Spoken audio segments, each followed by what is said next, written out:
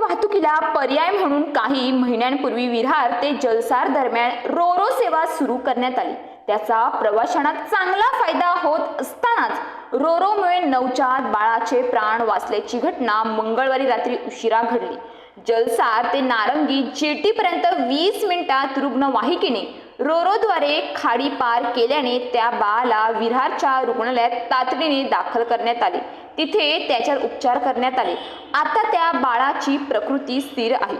सफाळे गावातील विराथन खुर्द येथे राहणारी अस्मिता जाधव ही महिला रात्री उशिरा प्राथमिक आरोग्य केंद्रात प्रसूतीसाठी दाखल झाली।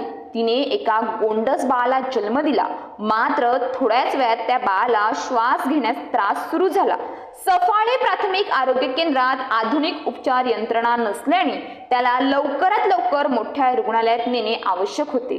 बाळाला विरारच्या रुग्णालयात रुग्णवाहिकेतून रस्त्याने नेण्यासाठी किमान 1.5 ते 2 तासांचा कालावधी लागला असता। नातेवाईकांनी जलसारचे उपसरपंच विकोश म्हात्रे यांना आपली अडचण सांगितली। त्यांनी लगेच जेटीचे व्यवस्थापक यांना आपल्या जेटीने रुग्णवाहिकेसह बाळाला व तिच्या आईला खाडी पार करून नेण्याची विनंती केली। लगेच रुग्णवाहिकेतून नवजात बाळ व तिच्या मातेला 15 ते 20 मिनिटात खाडीच्या पलीकडे सुखरूपपणे पोहोचवले।